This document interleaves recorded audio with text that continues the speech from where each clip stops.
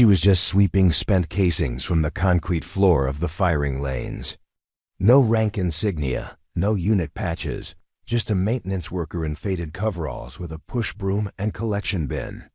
The kind of person you walk past without a second glance at the Joint Special Operations Training Center, until Master Sergeant Derek Morrison made his fatal mistake.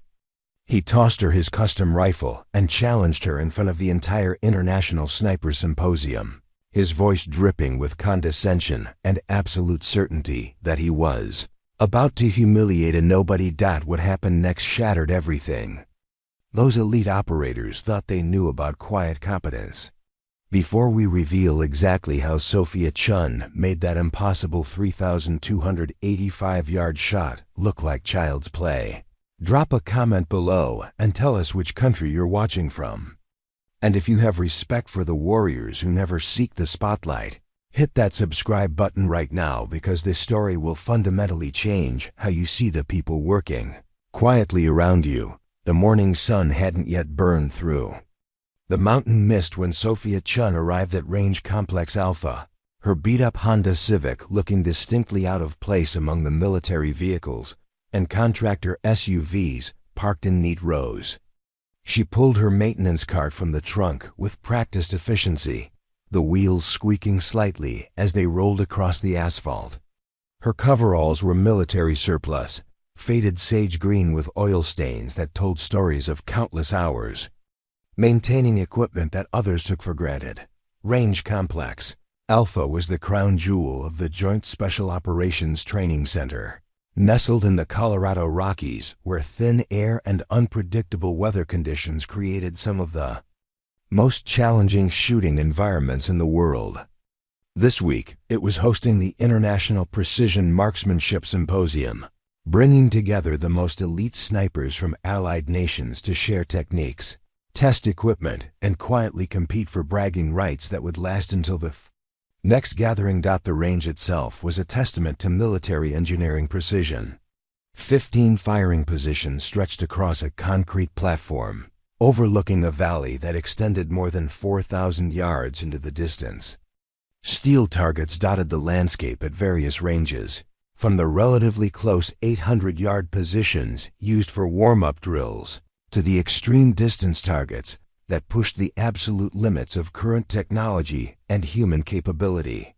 The 3,285-yard target was barely visible even through high-powered spotting scopes, a tiny steel silhouette that seemed to mock anyone foolish enough to attempt engaging it. Sophia had been working these ranges for 18 months, arriving before dawn and staying until the last shooter packed up their gear. She moved through her duties with methodical precision that went largely unnoticed by the operators who cycled through for training. Her job was simple in concept but demanding in execution: maintain the ranges, collect spent brass, ensure target systems functioned properly, and remain invisible while some of the world's most dangerous people practiced their craft. The work suited her in ways that her supervisors couldn't understand. There was something therapeutic about the routine, the predictability of maintenance schedules and equipment checks. After years of uncertainty and chaos, the simple act of keeping things running smoothly felt like a form of meditation. She understood. These weapon systems, better than most of the people firing them, could diagnose mechanical problems from the sound of a malfunction 3 lanes away, and possessed an intuitive understanding of ballistics that came from sources she never discussed. Colleagues in the maintenance department respected her work ethic, but knew almost nothing about her background. Sophia Chun was 34 years old, had worked various jobs since leaving the military, and lived alone in a small apartment 20 minutes from the base. Her personnel file was remarkably thin for someone with obvious competence, containing just the basic information required for her security clearance and employment. No one had bothered to dig deeper, and Sophia preferred it that way. The symposium participants had been arriving all week, flying in from bases across the globe with equipment cases that cost more than most people's annual salaries. British SAS, Snipers with their characteristic understatement and devastating effectiveness. German KSK operators whose methodical approach to precision shooting had redefined several training protocols. Australian SAS marksmen who brought unconventional techniques developed in the harsh outback conditions. American Special Operations. Snipers from various units, each convinced their particular branch had perfected the art of long-range engagement. Sophia watched them set up their positions with professional interest that she kept carefully hidden. These were serious people with serious skills, and their equipment reflected years of development and refinement. Custom rifles built by legendary gunsmiths, optics that incorporated cutting-edge technology, ammunition loaded to tolerances measured in thousandths of an inch. Everything about their gear spoke to the pursuit of absolute precision, the relentless quest to eliminate every variable that might affect bullet placement at extreme distances. Master Sergeant Derek Morrison had arrived with the American contingent, bringing an ego that seemed to require its own transportation. He was undeniably skilled, with a combat record that included confirmed kills at distances most people couldn't accurately estimate with surveying equipment. His rifle was a work of art, a custom-built platform that incorporated every advantage modern technology could provide. More importantly, he possessed the supreme confidence that came from years of being told he was among the best in the world at something very few people could do at all. Morrison's presence filled whatever space he occupied. He moved with the swagger of someone accustomed to being the most dangerous person in any room, spoke with the casual authority of someone whose opinions carried life and death weight in operational environments. His teammates respected him, his enemies feared him, and his equipment bore the subtle modifications that marked a true professional who had moved far beyond standard issue anything. But Morrison also possessed the particular blindness that sometimes afflicted elite performers. The assumption that excellence was always visible, always announced itself with proper credentials and appropriate context. In his world, the most dangerous people looked dangerous. The most skilled operators carried themselves with unmistakable confidence, and anyone pushing a broom was simply someone who pushed brooms for a living. Sophia had encountered this attitude countless times during her maintenance duties. She was functionally invisible to most of the symposium participants, just another piece of range infrastructure that kept their training environment functioning properly. They would step around her cart without acknowledgement, continue their tactical discussions as if she wasn't present, and treat her workspace as an extension of their own training areas. It wasn't malicious, simply the natural result of people so focused on their immediate concerns that they failed to notice anything outside their operational bubble.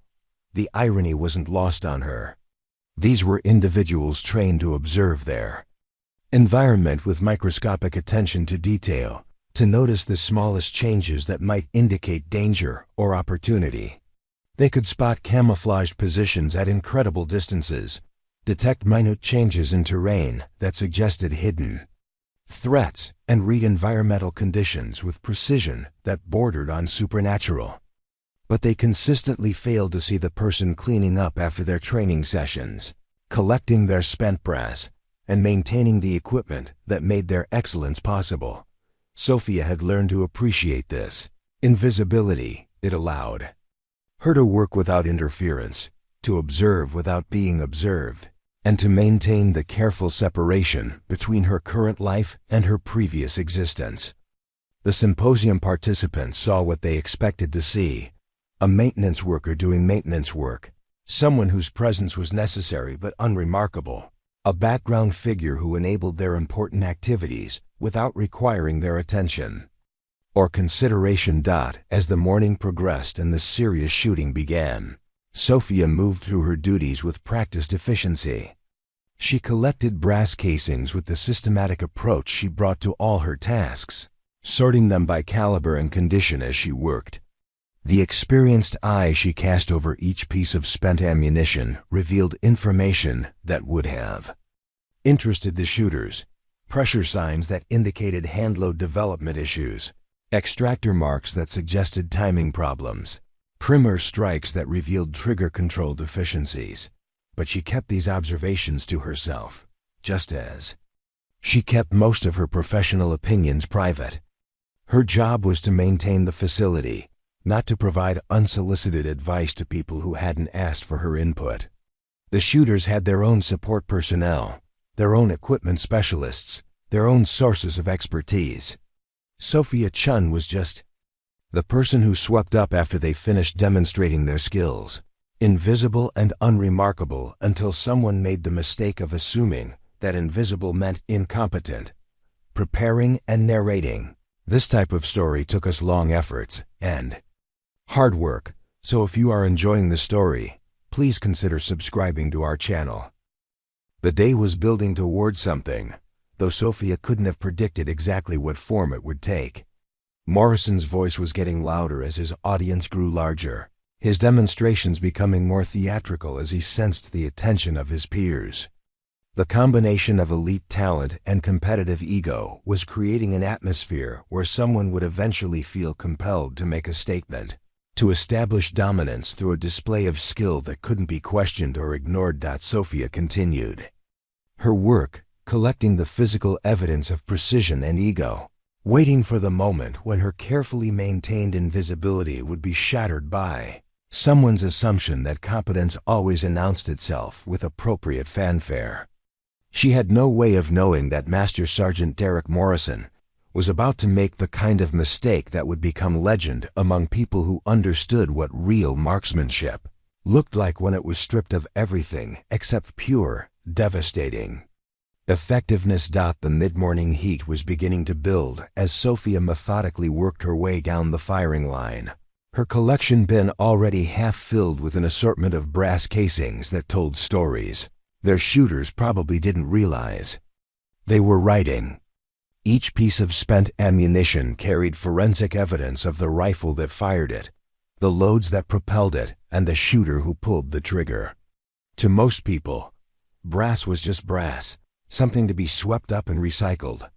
To Sophia, it was data. She paused at firing position 7, where a German KSK sniper had been working with match-grade .338 Lapua Magnum rounds.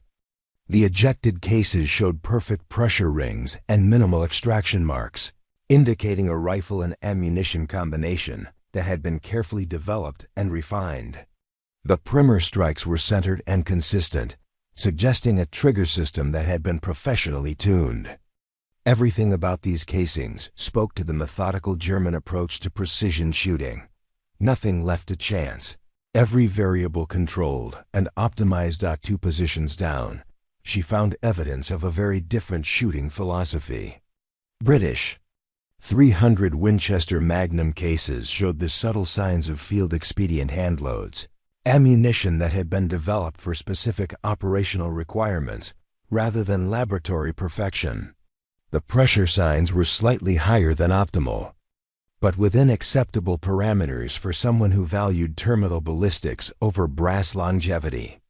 These were rounds loaded by someone who understood that perfect wasn't always better than effective, someone who had learned to balance precision with practicality in environments where resupply wasn't guaranteed. Sophia's trained eye cataloged these details automatically, a habit that had been ingrained through years of practical application. Ammunition performance could mean the difference between mission success and catastrophic failure, and the ability to read the signs of pressure, timing, and mechanical function had saved her life more than once during deployments that officially had never happened in countries that weren't supposed to have American military personnel operating within their borders. The morning shooting had been progressing with the typical mix of professional competence and international rivalry that characterized these symposiums. Each nation's representatives brought their own techniques, equipment preferences, and tactical philosophies, creating an environment where learning was mixed with competition in proportions that varied, depending on the personalities involved. Most of the participants were serious professionals who understood that precision shooting was both art and science. requiring years of dedicated practice and continuous refinement. Master Sergeant Morrison, however, seemed more interested in establishing dominance than in collaborative learning. His voice carried across the range as he explained to anyone within earshot exactly why American sniper training was superior to every other nation's approach. His equipment was undeniably impressive, his credentials were legitimate, and his shooting ability was genuinely exceptional. But his need to be recognized as the alpha shooter in any group was becoming increasingly obvious as the morning progressed. Sophia had encountered this personality type throughout her military career. Morrison represented a particular breed of elite operator who had internalized their exceptional status to the point where it became their primary identity. These individuals often possessed genuine skill and had earned their reputations through legitimate achievement, but their psychological need for recognition could sometimes override their tactical judgment. They were the people who took unnecessary risks to attempt spectacular shots, who prioritized individual performance over team success, and who couldn't resist demonstrating their superiority whenever an audience was available. The international nature of the symposium was clearly amplifying Morrison's competitive instincts. With representatives from multiple allied nations watching, he seemed determined to prove that American Special Operations Forces maintained their reputation as the world's premier military shooters. His running commentary on other shooters' techniques was becoming more pointed, his suggestions more condescending, and his demonstrations more elaborate. Sophia continued her collection duties while monitoring the dynamics developing among the symposium participants. Competitive tension was building as Morrison's behavior began to irritate shooters, who were equally accomplished but less inclined toward public displays of ego. The German contingent was maintaining their characteristic stoic professionalism, but their body language suggested growing annoyance. The British snipers were responding with their typical understated humor, making subtle comments that cut deeper than direct confrontation. The Australians were watching with the amused tolerance of people who had dealt with American overconfidence before. But the morning's activities were building toward something more significant than professional rivalry. Morrison's need to establish dominance was creating pressure for a definitive demonstration, something that would settle questions of relative capability once and for all. The extreme distance targets were still untouched, waiting for someone with sufficient confidence or foolishness to attempt shots that pushed the absolute limits of current technology and human capability. Sophia had seen this pattern before in competitive environments. Eventually, someone would feel compelled to attempt something spectacular, to make a statement that couldn't be disputed or minimized. The presence of international observers would only increase the pressure for such a demonstration, particularly for someone like Morrison, who seemed to view every interaction as an opportunity to establish his position in the hierarchy of elite shooters. The brass collection was providing Sophia with detailed insight into each shooter's performance and equipment status. She could identify developing problems before they became failures, spot ammunition issues that might affect accuracy, and recognize the subtle signs that indicated when a rifle system was operating at peak efficiency. This information could have been valuable to the symposium participants, but sharing it would have required explaining how a maintenance worker possessed such detailed knowledge of precision shooting systems. Instead, she continued her duties in silence, noting which shooters were pushing their equipment beyond optimal parameters, whose ammunition showed signs of inconsistent manufacturing, and which rifle systems were beginning to show wear patterns that would eventually affect accuracy. The information went into mental files that she maintained out of professional habit, data that would probably never be used but couldn't be ignored by someone who understood its significance. Morrison's voice was becoming increasingly dominant in the conversations around the firing line. He had positioned himself as the unofficial spokesman for American sniper doctrine, offering critiques of other nations' equipment choices and tactical approaches with the confidence of someone who had never encountered a situation where his expertise was seriously challenged. His actual shooting was backing up his claims, with groups that demonstrated genuine mastery of long-range precision shooting. But his presentation was alienating peers who might otherwise have been receptive to legitimate tactical insights. Morning sun was climbing higher, creating heat mirages that would soon make extreme distance shooting significantly more challenging. Temperature differentials were beginning to affect air density in ways that would complicate ballistic calculations, and wind patterns were shifting as the mountain environment responded to thermal changes. These conditions would soon separate the truly expert shooters from those whose skills were primarily effective and controlled environments. Sofia understood these environmental factors with the intuitive depth that came from years of making critical shots under adverse conditions. She could read wind patterns in ways that went beyond flag interpretation, understand how temperature gradients would affect bullet flight paths, and predict how atmospheric pressure changes would influence the complex physics of extreme long-range shooting. This knowledge was the result of practical application under circumstances where theoretical understanding had to be converted into first-round hits or people died. But she kept these insights to herself, just as she had learned to keep most of her professional knowledge private. The maintenance worker persona she had constructed required a careful balance between competence and invisibility, demonstrating enough skill to perform her duties effectively, while avoiding the kind of expertise that would invite uncomfortable questions about her background and training. The symposium participants were beginning to eye the extreme distance targets with increasing interest. The 3,285-yard steel silhouette represented the kind of challenge that defined careers and created legends. Few shooters had ever attempted shots at such distances under any circumstances, and fewer still had succeeded. But the combination of elite talent, international competition, and Morrison's growing need to establish dominance was creating pressure for someone to make the attempt. Sofia could sense the building tension as professional pride began to override tactical caution. These were individuals accustomed to pushing limits, to attempting things that others considered impossible, and to succeeding where failure carried consequences far more serious than embarrassment. The presence of their international peers was adding psychological pressure that would eventually manifest in spectacular demonstration attempts. As she continued collecting brass and maintaining her equipment, Sofia reflected on the irony of her situation.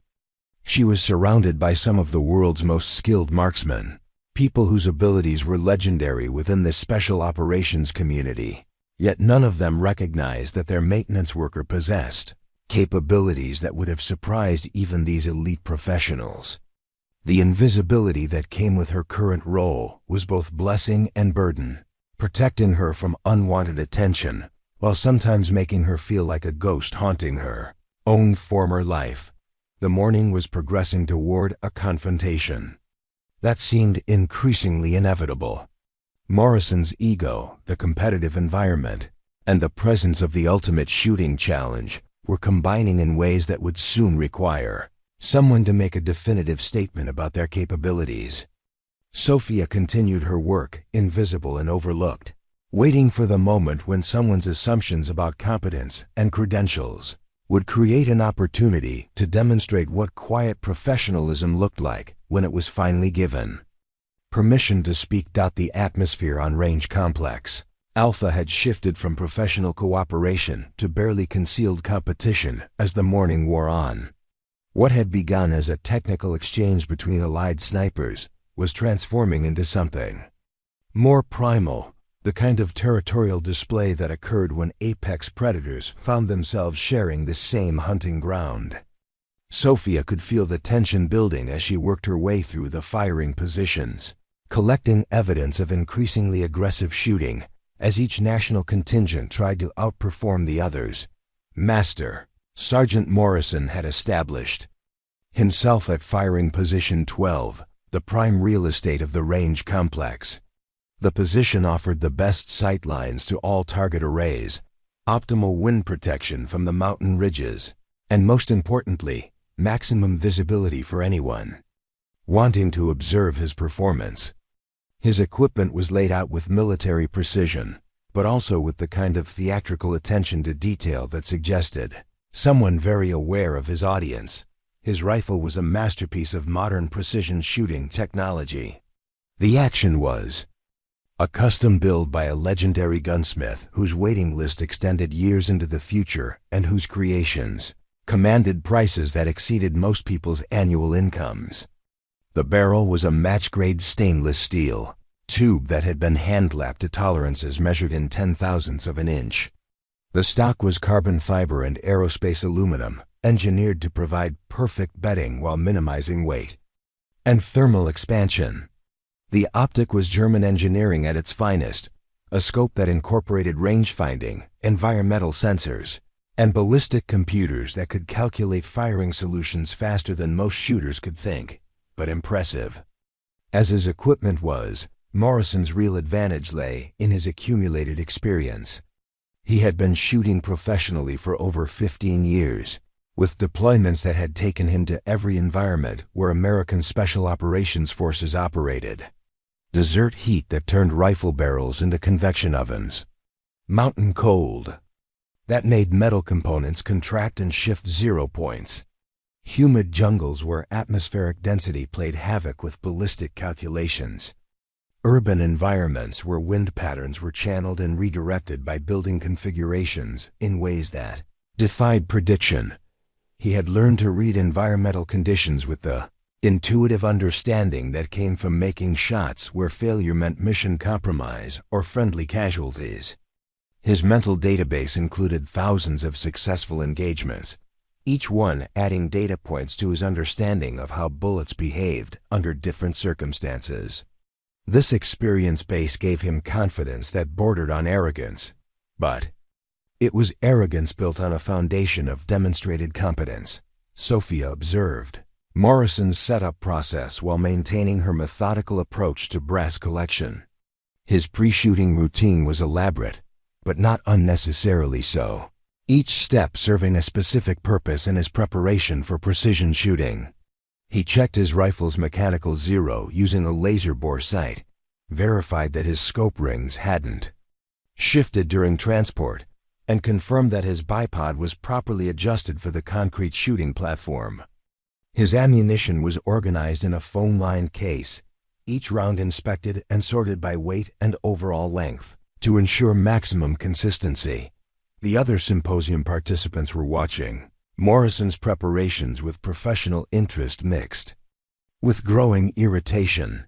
His running commentary on proper shooting technique was becoming increasingly condescending, delivered with the tone of someone explaining basic concepts to students rather than sharing insights with peers. The German snipers were maintaining their disciplined silence, but their body language suggested they were cataloging every slight for future reference. The British contingent was responding with increasingly pointed humor, making observations about American subtlety that cut deeper than direct insults. Australian Sergeant Major Robert Kane finally voiced what several others were thinking. Bloody hell, Morrison, we get it. You're the best shooter in the history of warfare. Maybe you could demonstrate rather than just telling us about it. His accent carried the dry edge that Australians used when they were approaching the limits of their patience. Morrison's response was immediate and predictable. Fair dinkum, Kane. What did you have in mind? Pick a target, any target. I'll show you how it's done properly. His voice carried the confidence of someone who had never encountered a shooting challenge he couldn't meet, backed by years of success in environments where overconfidence was usually fatal. The challenge hung in the air like cordite smoke, impossible to ignore and difficult to back down from without losing face. Kane gestured toward the distant target array, where steel silhouettes marked increasingly ambitious ranges. That big bastard out there at 3,285 yards. Reckon you're up for that, mate. Sophia paused in her brass collection, her attention suddenly focused on the conversation developing between the two elite shooters. The 3,285-yard target represented the absolute limit of what was possible with current technology and ideal conditions. Even with perfect equipment, expert marksmanship, and favorable environmental factors, success at that range required a combination of skill and luck that few shooters had ever achieved. Morrison studied the distant target through his rifle scope, calculating the ballistic requirements for such an extreme shot. The bullet would be in flight for nearly 6 seconds, covering almost 2 miles while fighting gravity, air resistance, and atmospheric interference. Wind effects would be magnified exponentially over that distance, requiring precise reading of conditions not just at the firing position but along the entire flight path. Temperature and humidity variations would affect air density in ways that could push the bullet several feet off target. Even the Coriolis effect of the Earth's rotation would influence bullet placement at such extreme range, but Morrison's confidence was unshaken by these challenges. He had made successful shots at ranges that most shooters considered impossible, and his equipment was specifically configured for extreme long-range work. More importantly, he had an audience of international peers watching and backing down. From Kane's challenge would undermine everything he had been trying to establish about American sniper superiority. 3,285 yards, Morrison repeated, his voice carrying theatrical consideration of the challenge. In these conditions, with this equipment... He paused for effect, letting the tension build while he performed mental calculations that were probably unnecessary given his experience. Yeah, I can make that shot, but let's make it interesting. The crowd of observers had grown as word spread through the range complex about the developing challenge. Instructors abandoned their administrative duties to witness what might become a legendary demonstration of marksmanship. Support personnel found excuses to linger near the firing line. Even the base commander had received word about Morrison's intended attempt and was making his way to the observation platform. Sophia continued her brass collection while monitoring the growing spectacle, but her attention was now completely focused on the tactical situation developing around Morrison's challenge. She understood the ballistics involved in extreme long range, shooting better than most of the people gathering to watch, and she could see potential problems that Morrison's confidence was preventing him from recognizing. The wind conditions were more complex than they appeared from the firing line. The mountain terrain was creating thermal effects that would shift wind patterns unpredictably over the bullet's 6-second flight time. Temperature gradients were building as the sun climbed higher, creating density variations that would affect ballistic calculations in ways that couldn't be compensated for with standard atmospheric data. Most critically, Morrison's equipment showed subtle signs of stress that suggested his rifle system wasn't operating at optimal efficiency. But Sophia kept these observations to herself, just as she had learned to keep most of her professional insights private. Morrison was an experienced operator who should have been capable of recognizing these factors himself. If his ego was preventing him from making proper assessments, that was a leadership failure that would provide its own education. She had seen similar situations during her operational years, where overconfidence led to poor decision-making and consequences that served as permanent reminders about the importance of tactical humility. Morrison was setting up for his attempt. With elaborate ceremony, adjusting his position and equipment with movements designed to emphasize the difficulty of what he was attempting. His audience was growing larger and more attentive, creating exactly the kind of pressure situation where either spectacular success or equally spectacular failure became the only possible outcomes. The German snipers were observing with professional detachment, their expression suggesting they understood exactly how challenging Morrison's attempt would be. The British contingent was making quiet wagers about the outcome, their humor carrying undertones of hope that American overconfidence would receive appropriate correction. The Australians were watching with the kind of anticipation that suggested they would enjoy any outcome that deflated Morrison's ego. Sophia had positioned herself where she could observe both Morrison's shooting position and the target area through her own optical equipment. Her official duties required her to monitor range safety during live fire exercises, but her professional interest in precision marksmanship made this observation much more than routine safety oversight. She could see details that most of the observers would miss, subtle indicators that would determine success or failure long before the bullet reached its target. Morrison's first shot was building toward a climax that would either establish his reputation as an exceptional marksman or provide a lesson in the dangers of allowing ego to override tactical judgment. Sophia continued her brass collection while watching the drama unfold, invisible to the participants, but perfectly positioned to witness whatever happened when supreme confidence met the unforgiving physics of extreme long-range shooting. The tension was building towards something that would be remembered long after the symposium ended. Whether as a demonstration of extraordinary marksmanship or as a cautionary tale about the difference between confidence and competence, Sophia had learned to read people through their relationship with precision equipment long before she understood. She was developing a professional skill that would define much of her adult life.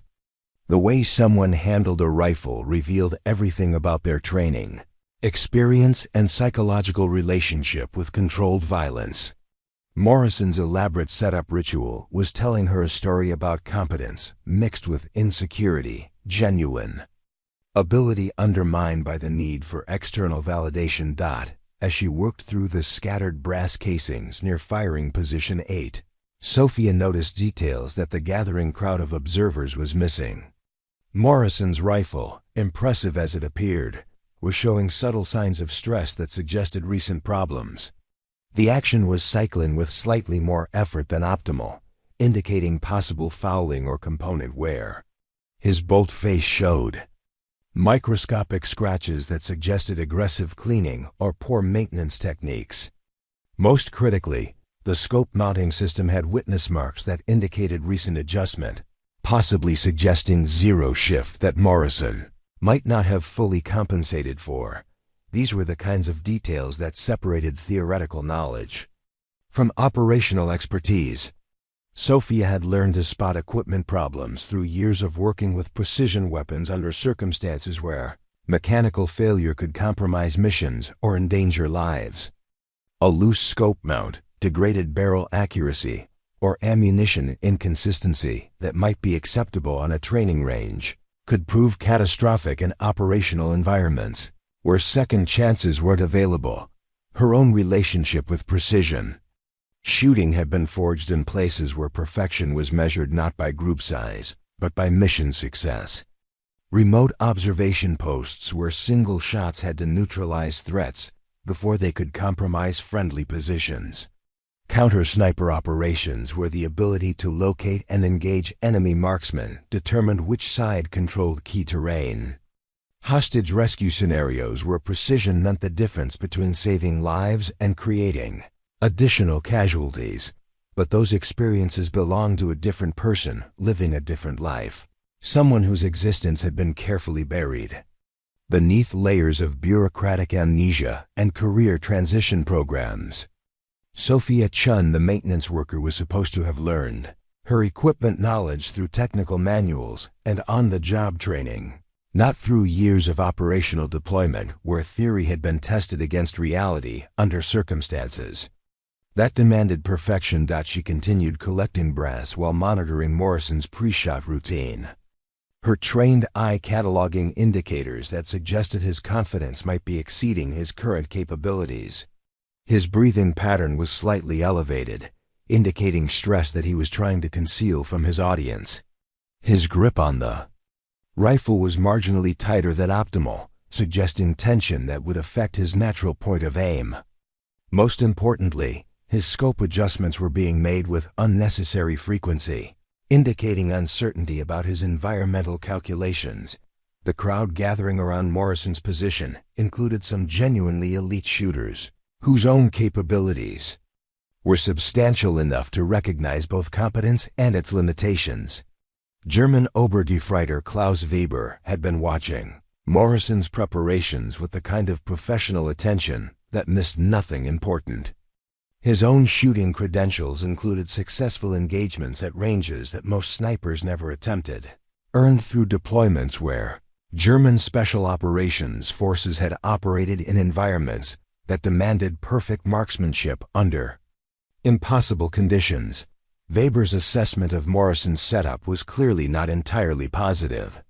His subtle head shakes and quiet comments to his teammates suggested he was seeing the same equipment issues that Sophia had noticed, along with procedural inconsistencies that indicated Morrison might be attempting something beyond his current preparation level. But Weber was maintaining the professional courtesy that prevented one elite operator from openly questioning another's capabilities, even when those capabilities appeared to be insufficient for the challenge being attempted. British Staff Sergeant Emma Richardson was conducting her own evaluation of Morrison's technique, her experienced eye noting discrepancies between his confident presentation and his actual preparation quality. Richardson had earned her reputation through operations where British Special Forces had redefined the standards for precision shooting under adverse conditions. Her own rifle showed the kind of honest wear that came from serious operational use, without the cosmetic perfection that sometimes indicated more time spent on appearance than functionality.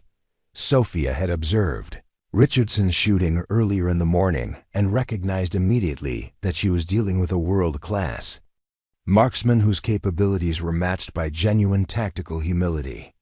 Richardson's equipment was configured for effectiveness rather than impression. Her techniques prioritized consistency over dramatic effect, and her results demonstrated the kind of boring perfection that characterized truly elite performers. She was exactly the kind of operator that Sophia had worked with during her own operational years, someone whose competence was so complete that it required no external validation. The Australian contingent was watching Morrison's preparations with the kind of skeptical attention that came from extensive experience with American overconfidence. Sergeant Major Kane had served alongside American Special Operations Forces in enough operational environments to understand that capability and presentation didn't always correlate in ways that theory suggested. His own shooting background included successful engagements under conditions that had tested every aspect of his training and equipment, creating the kind of practical wisdom that couldn't be acquired through any amount of peacetime practice. Sophia's brass collection was providing her with detailed intelligence about each shooter's performance and equipment status. Richardson's spent casings showed perfect pressure signatures and minimal extraction marks, indicating a rifle system operating at peak efficiency with carefully developed ammunition. Weber's brass demonstrated the consistent perfection that characterized German engineering applied to precision shooting, with measurements that suggested quality control standards that exceeded military specifications. Kane's casings told stories of practical effectiveness over theoretical perfection, ammunition that had been optimized for field conditions rather than laboratory performance. Morrison's brass, however, was revealing concerning inconsistencies. Pressure signs varied between rounds in ways that suggested ammunition quality issues or inconsistent chamber dimensions. Extraction marks were deeper than optimal, indicating either excessive pressure or timing problems. Most concerning, the firing pin strikes showed slight irregularities that suggested mechanical issues within the trigger group that Morrison either hadn't noticed or was choosing to ignore. These details painted a picture of a rifle system that was operating below optimal efficiency, possibly due to recent stress or inadequate maintenance. For most shooting applications, these issues would be minor inconveniences that might affect precision by margins measured in inches. But for extreme long-range work where success required everything to function perfectly, such problems could easily mean the difference between spectacular success and equally spectacular failure. Sophia understood that pointing out these issues would require explaining how a maintenance worker possessed such detailed knowledge of precision weapon systems. Her current role depended on maintaining the careful balance between competence and invisibility, demonstrating enough technical understanding to perform her duties while avoiding the kind of expertise that would invite uncomfortable questions. About her background and training history. Instead, she continued her methodical approach to brass collection while mentally cataloging the indicators that suggested Morrison's confidence was exceeding his preparation quality. His audience was growing larger and more expectant, creating exactly the kind of pressure situation where technical problems became magnified and small mistakes produced dramatic consequences. The morning sun was climbing higher, creating atmospheric conditions that would significantly complicate extreme long-range shooting. Heat mirages were beginning to distort target visibility, making precise aiming more difficult and reducing the effectiveness of spotting scopes for impact observation. Wind patterns were shifting as thermal effects created convection currents that would affect bullet flight paths in unpredictable ways. Most importantly, temperature gradients were developing that would create air density variations along the bullet's flight path, potentially pushing impact points several feet away. From calculated positions, preparing and narrating this type of story took us long efforts and hard work. So if you are enjoying the story, please consider subscribing to our channel. Morrison appeared to be compensating for these environmental factors through his scope adjustments and position modifications, but Sophia could see that his calculations were based on simplified atmospheric models that didn't account for the complex thermal effects created by mountain terrain. His confidence in his environmental reading was probably misplaced, particularly given the equipment issues that would compound any ballistic miscalculations. The combination of mechanical problems, environmental complexity, and psychological pressure was creating conditions where failure seemed more likely than success. Morrison's reputation and ego had committed him to attempting something that his current preparation didn't adequately support, but backing down at this point would undermine everything he had been trying to establish about his capabilities and American sniper superiority. Sophia had witnessed similar situations during her operational years, where overconfidence and inadequate preparation combined to create tactical disasters that could have been avoided through proper assessment and tactical humility. The difference between confidence and competence was often measured in the gap between what someone believed they could accomplish and what their actual capabilities could deliver under specific circumstances. As Morrison made his final preparations for the shot that would either validate his confidence or provide an expensive lesson in tactical reality, Sophia continued her brass collection while observing details that none of the other spectators were positioned to notice. She was invisible to the participants, but perfectly situated to witness whatever happened when supreme confidence met the unforgiving demands of extreme precision shooting. Master Sergeant Derek Morrison had cultivated his reputation through 15 years of operational excellence, but somewhere along the way, competence had transformed into something more problematic. Sophia recognized the type immediately as she observed his interactions with the International Symposium participants. Morrison wasn't just confident in his abilities. He had begun to define himself entirely through his status as an elite marksman, creating psychological dependencies that made every shooting situation a referendum on his professional identity. His voice carried across the range, complex as he explained to a captive audience exactly why conventional European shooting techniques were fundamentally flawed. "The problem with you, NATO allies," he announced while adjusting his rifle's position with theatrical precision, "is that you're still thinking like this is World War II. Modern precision shooting requires American innovation, American technology, and American training methodologies." German Obergefreiter Weber exchanged glances with his teammate, their expressions carefully neutral but their body language suggesting growing irritation. Weber had earned his marksmanship credentials during deployments where German special operations forces had redefined precision shooting standards under conditions that would have challenged Morrison's confidence considerably. His rifle bore honest wear marks from operations where theoretical knowledge had been tested against hostile environments and determined enemies. "Perhaps," Weber replied with characteristic German directness, "you could demonstrate these superior American techniques rather than simply describing them. We are here to learn through observation, not lectures." His accent carried just enough edge to suggest that Morrison's condescending tone was approaching the limits of professional courtesy. British staff. Sergeant Richardson was maintaining her diplomatic silence, but Sophia could see that she was conducting her own professional assessment of Morrison's setup and technique. Richardson's operational background included successful engagements under circumstances that demanded both technical excellence and tactical judgment, creating the kind of practical wisdom that recognized the difference between training range, heroics, and operational effectiveness. Morrison's response to Weber's subtle challenge was immediate and predictable. Demonstration? Absolutely. Pick any target on this range, and I'll show you what proper American sniper training looks like in action. His gesture encompassed the entire target array, from the relatively modest 800-yard steel plates to the extreme distance silhouettes that challenged the absolute limits of current technology. Australian Sergeant Major Kane had been listening to Morrison's commentary with the patient tolerance that Australians typically displayed toward American overconfidence, but his expression suggested that tolerance was approaching its limits.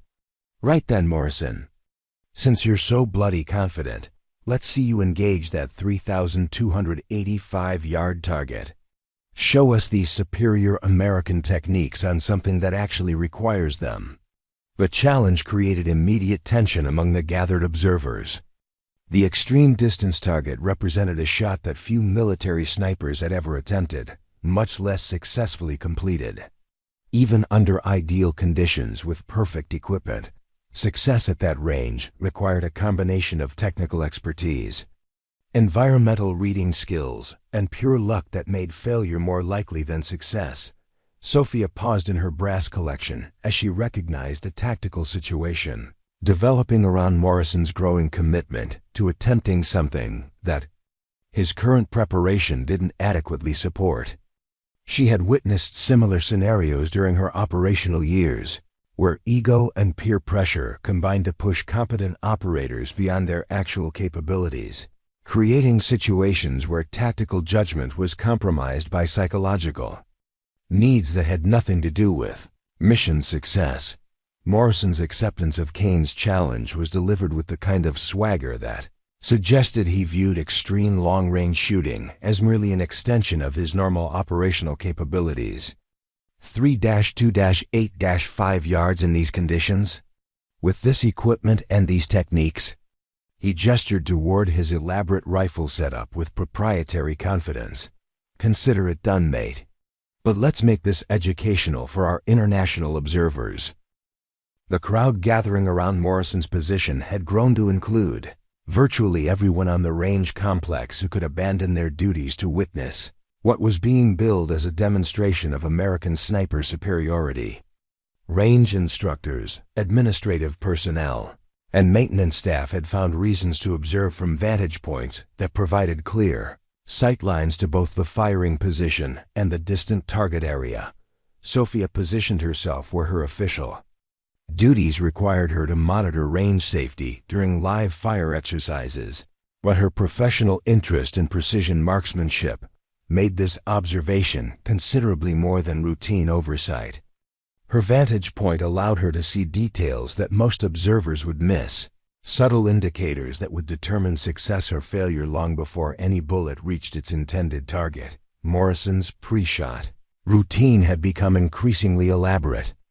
As his audience grew larger and more attentive, he was explaining each step of his preparation process with the kind of detailed commentary that suggested someone very aware of his educational role in demonstrating proper American shooting techniques.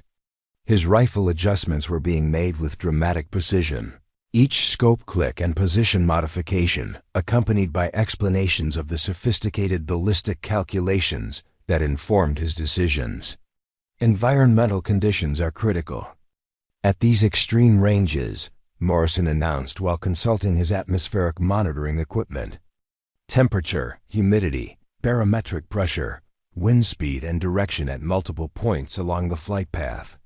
This is where American technology provides decisive advantages over conventional NATO approaches.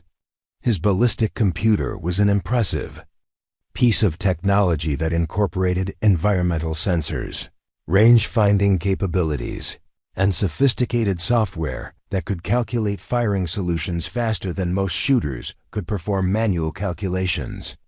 The device represented thousands of hours of development and testing, designed to eliminate human error from the complex mathematics that govern extreme long-range shooting. But Sophia could see that Morrison's reliance on technological solutions was preventing him from recognizing environmental factors that his equipment couldn't measure or compensate for. The mountain terrain was creating thermal effects that would shift air density in ways that couldn't be predicted by standard atmospheric models. Wind patterns were being channeled and redirected by ridge lines and valley configurations that would affect bullet flight paths differently at various altitudes along the trajectory. Most critically, Morrison's equipment was showing signs of stress that he either hadn't noticed or was choosing to ignore in favor of maintaining his confident presentation. His rifle's mechanical function was slightly degraded from optimal performance. His ammunition was showing consistency issues that would compound ballistic errors, and his scope mounting system had recently shifted in ways that might not have been fully compensated for during his zero confirmation. These were exactly the kinds of details that separated theoretical knowledge from operational expertise. Sophia had learned to recognize equipment problems through years of working with precision weapons under circumstances where mechanical reliability could determine mission success or failure. A rifle system operating at 90% efficiency might be acceptable for most applications, but extreme long-range work demanded perfect mechanical function to achieve the precision required for success. Morrison's confidence in his equipment and techniques was preventing him from conducting the kind of detailed assessment that such an extreme shot demanded. His psychological commitment to demonstrating American superiority had created tunnel vision that was blocking recognition of factors that experienced operators would have identified immediately. The combination of ego, peer pressure, and technical overconfidence was creating conditions where spectacular failure became increasingly likely. Sophia had observed this pattern during her operational years, particularly among operators who had achieved elite status and begun to define themselves entirely through their professional capabilities.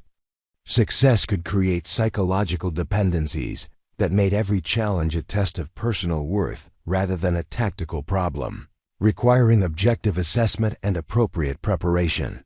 The international observers were watching Morrison's preparations with professional attention that missed nothing important. Weber was noting discrepancies between Morrison's confident presentation and his actual preparation quality. Richardson was conducting her own environmental assessment that suggested she was seeing atmospheric complexities that Morrison was either missing or dismissing.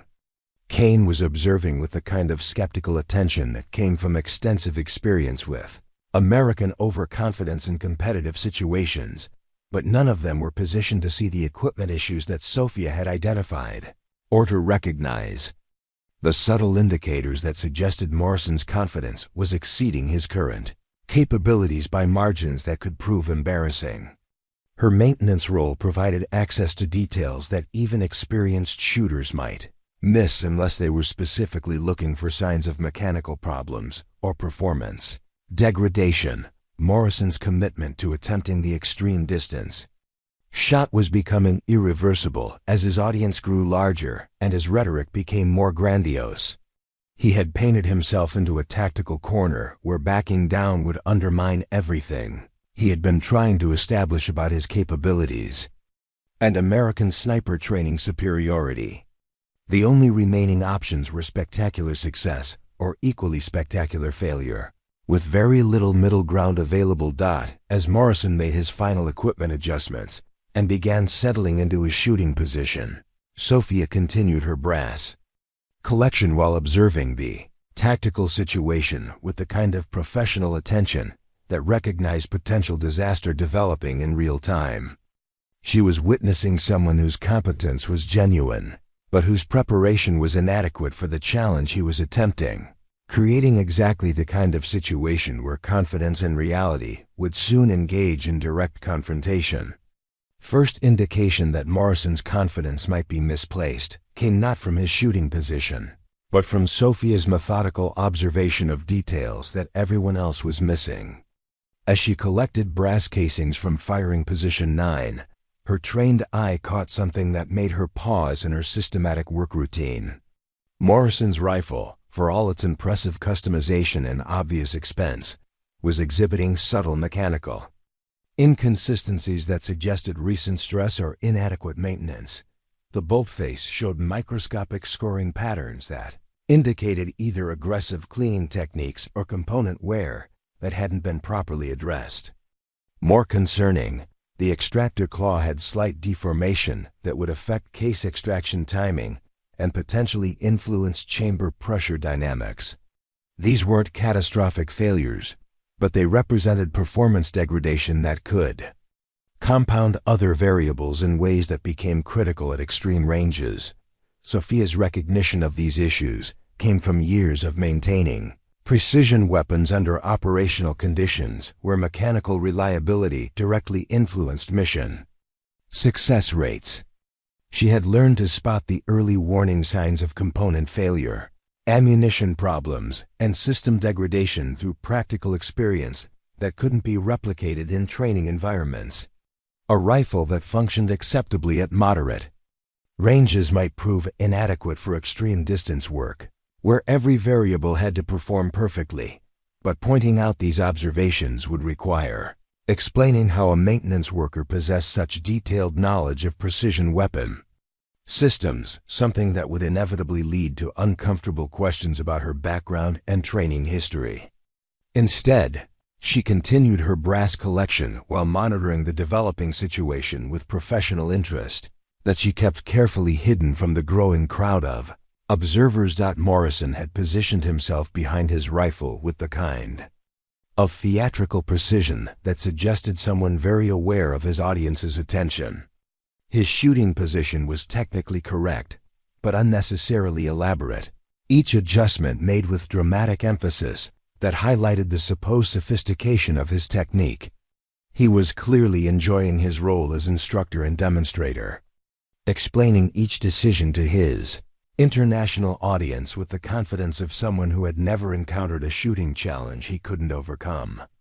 The key to extreme long-range work, Morrison announced while fine-tuning his cheek weld, is understanding that physics doesn't care about your national training doctrine. Bullets follow ballistic laws, not political theories. American Sniper training acknowledges this reality and develops techniques accordingly. His commentary was becoming increasingly condescending, delivered with the tone of someone explaining basic concepts to students, rather than sharing insights with professional peers. The German contingent was maintaining their characteristic discipline, but their body language suggested growing irritation with Morrison's assumption that his audience lacked fundamental understanding of precision shooting principles. Weber's response was measured but pointed. Indeed, physics is universal. Perhaps we could observe these American techniques in practice rather than theory. His suggestion carried just enough diplomatic edge to indicate that Morrison's lecture was approaching the limits of professional courtesy. Morrison's rifle setup was undeniably impressive from a technological standpoint. His optic incorporated range-finding capabilities, environmental sensors, and ballistic computers that could perform complex calculations faster than manual methods. The rifle itself represented thousands of dollars of custom work by respected gunsmiths whose creations were sought after by serious precision shooters worldwide. His ammunition was match-grade factory loads, selected for consistency and optimized for his specific rifle system. But Sophia could see that Morrison's reliance on technological solutions was masking fundamental gaps in his environmental assessment capabilities. The mountain terrain was creating atmospheric conditions that his electronic systems couldn't fully measure or compensate for. Thermal gradients were developing as the morning sun climbed higher, creating air density variations that would affect bullet flight paths in ways that standard ballistic calculations didn't account for adequately. Wind patterns were particularly complex, with ridge lines and valley configurations, creating convection currents that would shift unpredictably over the bullet's 6-second flight time. Morrison's wind reading appeared to be based primarily on flag observations at the firing position, without adequate consideration of how thermal effects would modify those patterns at different altitudes along the trajectory path. Most critically, Morrison was displaying the kind of overconfidence that prevented proper recognition of equipment limitations and environmental complexity.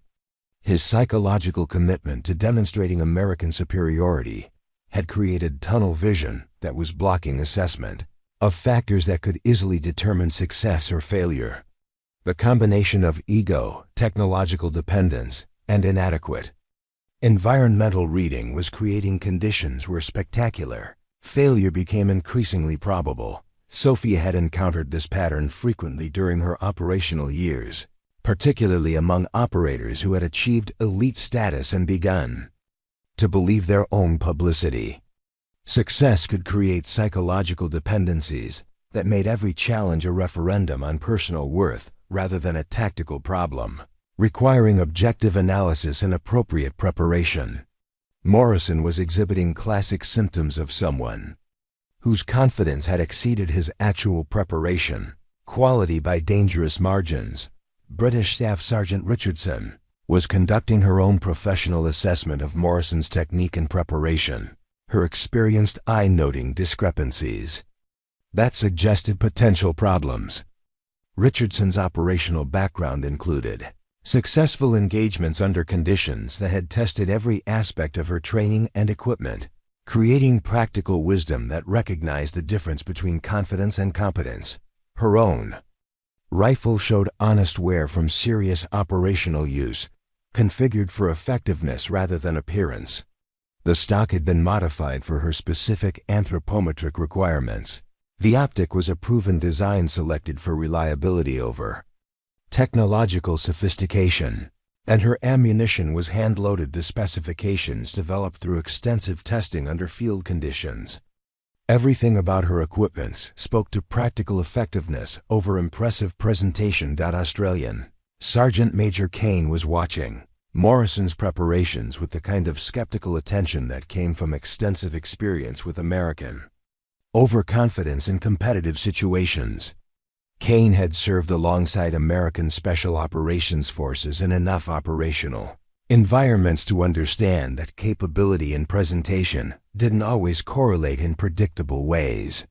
His own shooting credentials had been earned through deployments where theoretical knowledge was tested against reality under circumstances that demanded perfect performance. The crowd of observers had grown to include virtually everyone on the range complex who could abandon their duties to witness what was being promoted as a demonstration of superior American marksmanship. Range instructors, administrative personnel, maintenance staff, and visiting dignitaries had positioned themselves where they could observe both Morrison's shooting position and the distant target area through various optical devices. Sophia maintained her official role as range safety observer while conducting her own professional assessment of the tactical situation developing around Morrison's extreme distance attempt. Her vantage point provided access to details that most observers couldn't see, including equipment status indicators and environmental factors that would influence the shot's probability of success. Morrison's ballistic calculations were being performed by sophisticated electronic systems that incorporated real-time environmental data and extensive trajectory modeling capabilities.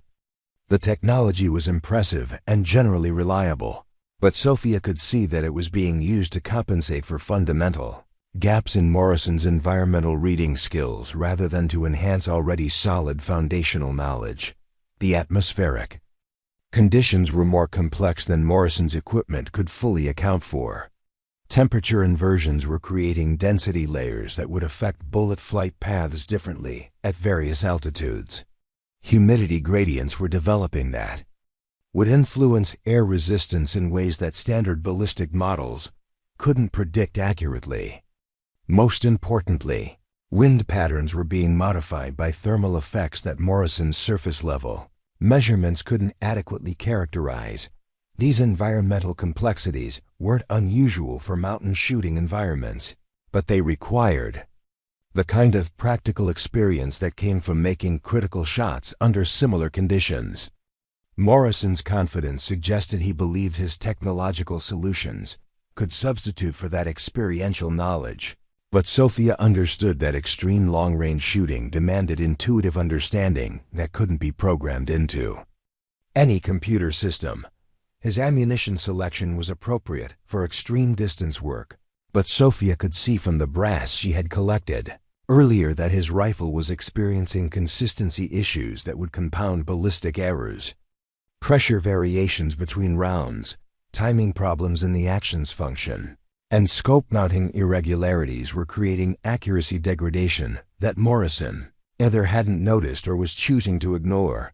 The combination of equipment problems, environmental complexity, and overconfidence was creating exactly the kind of tactical situation where competent operators could experience spectacular failures through inadequate preparation and excessive reliance on technological solutions.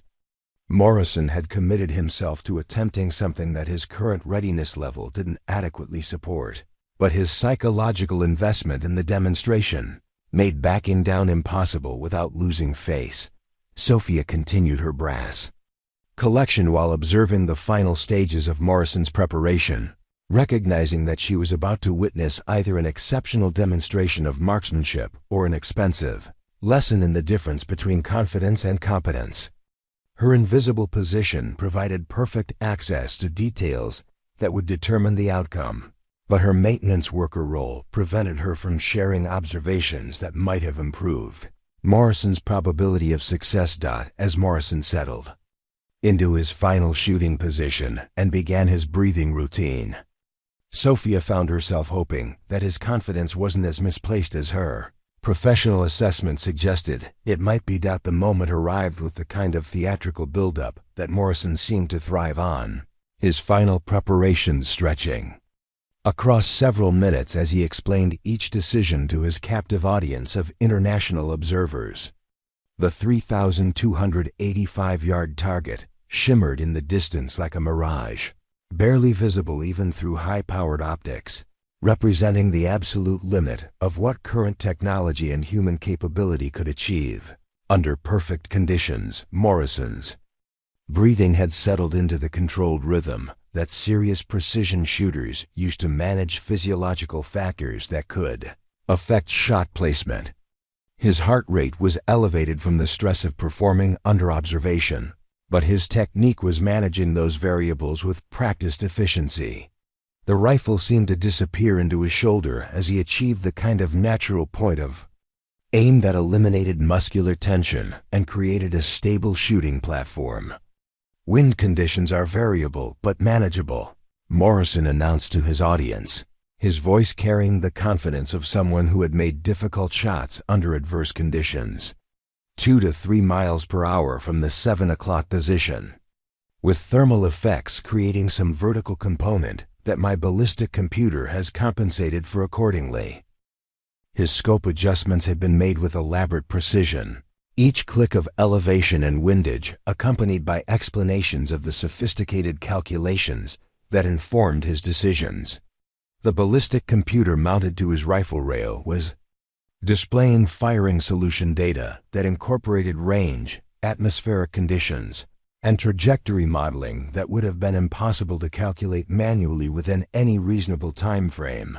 But Sophia could see environmental factors that Morrison's technology wasn't adequately accounting for. The mountain terrain was creating thermal layers that would affect air density at different altitudes along the bullet's flight path. Wind patterns were being modified by ridgeline effects and valley configurations in ways that surface-level measurements couldn't predict accurately. Most critically, the atmospheric conditions were changing as the morning progressed, creating dynamic variables that even sophisticated ballistic computers struggled to model in real time. The first shot came after what seemed like an eternity of preparation and ceremony. Morrison's trigger control was excellent, the break clean and sudden without any visible disturbance to his shooting position. The rifle recoiled straight back into his shoulder, the muzzle brake redirecting blast efficiently while maintaining barrel alignment. Through her optical equipment, Sophia tracked the bullet's flight path as it arced through the heat-distorted air toward the distant target. The silence that followed was profound, broken only by the whisper of mountain wind and the distant sounds of range operations. Everyone with access to spotting equipment was scanning the target area for impact signs, searching for the dust cloud or steel ring that would indicate a successful hit. Seconds stretched into what felt like minutes as the gathered observers waited for confirmation of what would either validate Morrison's confidence or provide an expensive lesson in tactical humility. "Miss," called the range safety officer from his elevated observation position, his voice carrying clearly across the sudden quiet. No impact observed on target or surrounding area. The reaction from Morrison was immediate and visible. His supreme confidence wavered for the first time since beginning his elaborate demonstration, replaced by genuine surprise that suggested he had never seriously considered the possibility of failure. He cycled his rifle's bolt with mechanical precision, ejecting the spent case and chambering another round, but his movements carried subtle indicators of stress that hadn't been present during his preparation. Environmental conditions shifted. During flight time, Morrison announced to his audience, his tone still confident, but lacking the absolute certainty that had characterized his earlier commentary. "That's the challenge of extreme long-range work. Variables can change faster than you can compensate for them." His explanation was technically plausible but represented exactly the kind of rationalization that experienced operators recognized as evidence of inadequate preparation. Sophia had witnessed similar situations during her operational years, where overconfident shooters blamed external factors for failures that resulted from insufficient environmental assessment or equipment problems that should have been identified beforehand. Weber was observing Morrison's reaction with professional interest, his experienced eye noting the subtle changes in body language and tone that indicated someone whose confidence had been shaken by unexpected failure. The German sniper's own background included successful engagements under conditions that had tested every aspect of his training, creating the kind of practical wisdom that recognized the difference between legitimate explanations and face-saving excuses. Richardson was conducting her own assessment of Morrison's second attempt preparation, noting that his approach hadn't changed significantly despite the clear indication that his initial calculations had been inadequate. His ballistic computer was displaying the same firing solution with minor modifications, suggesting that he was making incremental adjustments rather than conducting the fundamental reassessment that his failure should have triggered. Kane was watching with the kind of satisfied attention that suggested Morrison's failure was confirming his expectations about American overconfidence in competitive situations. The Australian's own shooting experience included enough spectacular failures to understand that extreme long-range work demanded tactical humility and perfect preparation, qualities that Morrison's theatrical approach had clearly lacked. Morrison's second attempt was being prepared with considerably less ceremony than his first, but Sophia could see that he wasn't addressing the fundamental issues that had caused his initial failure.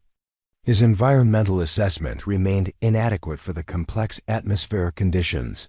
His equipment problems were being ignored rather than corrected, and his psychological approach still prioritized maintaining face over conducting proper Tactical analysis. The rifle settled into his shoulder with the same mechanical precision as before, but Morrison's shooting position showed subtle indicators of tension that hadn't been present during his first attempt. The pressure of performing after an unexpected failure was affecting his natural point of aim, creating muscular stress that would influence his ability to maintain perfect stability throughout the trigger sequence. His breathing routine took longer to establish the controlled rhythm necessary for precision shooting, indicating that his physiological stress levels had increased significantly. The confident commentary that had characterized his first attempt was absent, replaced by focused silence that suggested someone who was beginning to recognize that his challenge might be more difficult than anticipated. Preparing and narrating. This type of story took us long efforts and hard work.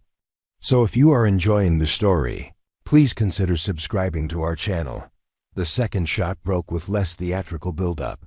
Morrison's trigger control still excellent, but his overall position showing signs of the tension that accompanied recognition of genuine difficulty. The rifle's recoil impulse was managed with professional competence, but Sophia could see through her optics that his follow-through was less perfect than his first attempt, indicating psychological pressure that was beginning to affect his technical execution. Once again, the gathered observers waited through the long seconds required for a bullet to travel nearly 2 miles through complex atmospheric conditions. Spotting scopes and binoculars were focused on the target area, searching for any indication of impact that would validate Morrison's continued confidence in his superior American techniques and sophisticated equipment.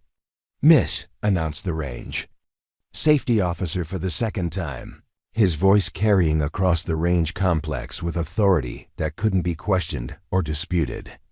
"No impact observed." Morrison's reaction to his second failure was more controlled than his first, but Sophia could see that his supreme confidence was beginning to erode in ways that would affect his ability to perform under continued observation. 2 consecutive misses at extreme range weren't unusual given the difficulty of such shots, but they represented a direct challenge to everything Morrison had been claiming about American sniper superiority and his own exceptional capabilities. Crowd of international observers was beginning to show signs of restlessness, their initial excitement about witnessing a spectacular demonstration giving way to recognition that they might be watching something considerably less impressive. Conversations were starting among small groups with body language that suggested Morrison's failures were being analyzed and discussed in ways that probably weren't flattering to American training methods or equipment. Sophia continued her brass collection while observing Morrison's preparation for what would likely be his final attempt. His psychological investment in the demonstration made backing down impossible without catastrophic loss of face, but his repeated failures were creating exactly the kind of pressure situation where even competent operators could experience complete breakdown of their technical abilities. The equipment problems she had identified earlier were probably contributing to his accuracy issues, but Morrison's unwillingness to conduct proper diagnosis meant those factors would continue affecting his performance. His environmental assessment remained inadequate for the complex conditions, and his technological dependence was preventing recognition of atmospheric factors that required intuitive understanding rather than electronic calculation. As Morrison prepared for his third attempt, Sophia recognized that she was witnessing someone whose confidence had collided with reality in ways that would provide lasting lessons about the difference between training range heroics and genuine precision shooting capability under challenging conditions. Morrison's third attempt was being prepared with the kind of desperate precision that suggested someone whose professional reputation was hanging in the balance. His elaborate pre-shot routine had been stripped down to essential elements, the theatrical commentary replaced by focused silence that indicated genuine recognition of the difficulty he was facing. But Sophia could see that his fundamental approach hadn't changed despite clear evidence that his initial assessment had been inadequate.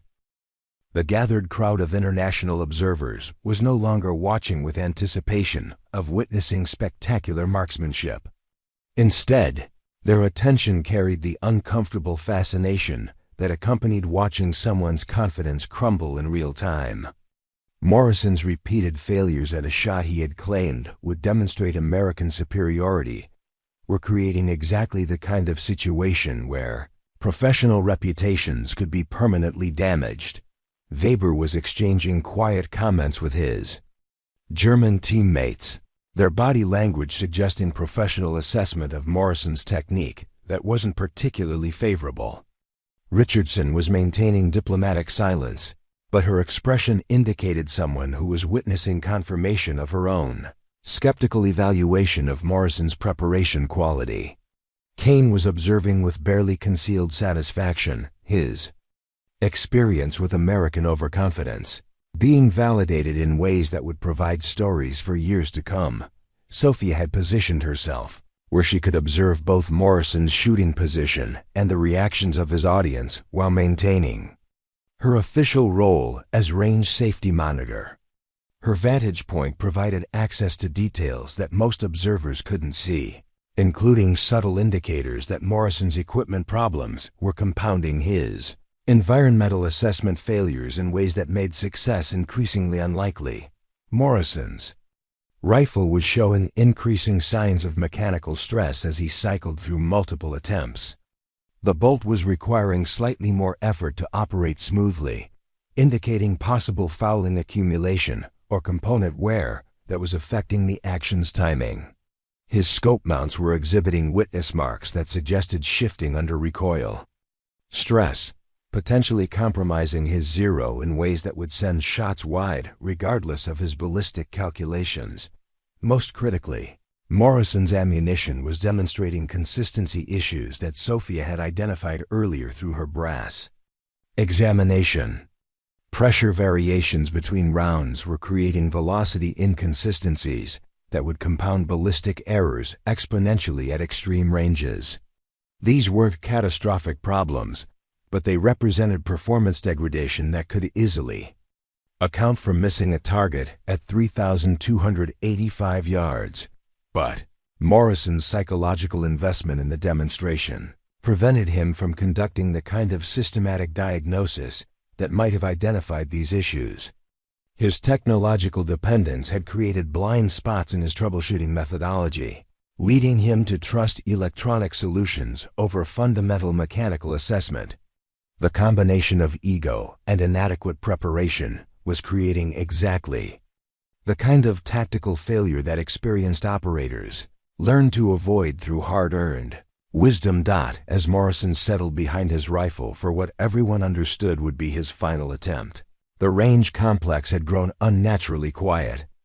Administrative personnel who had abandoned their duties to witness the demonstration were beginning to drift back to their offices, their initial excitement replaced by second-hand embarrassment for someone whose confidence had proven so dramatically misplaced.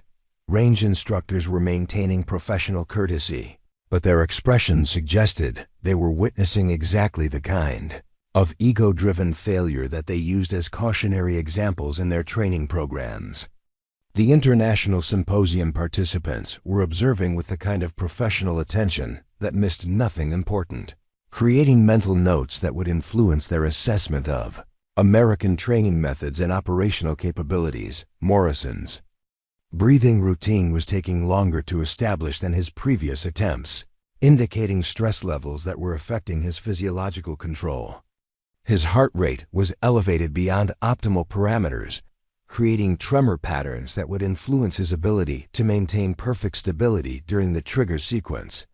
Most importantly, his natural point of aim was being compromised by muscular tension that resulted from psychological pressure rather than physical positioning. The rifle settled into his shoulder with mechanical precision, but Sophia could see through her optics that his cheek weld was slightly inconsistent compared to his earlier attempts. The accumulated stress of repeated failure was affecting his fundamental shooting position in ways that would influence accuracy regardless of his ballistic calculations or environmental compensation. His scope adjustments for the third attempt were minimal, suggesting either stubborn confidence in his original firing solution or recognition that his ballistic computer couldn't adequately account for the complex atmospheric conditions he was facing.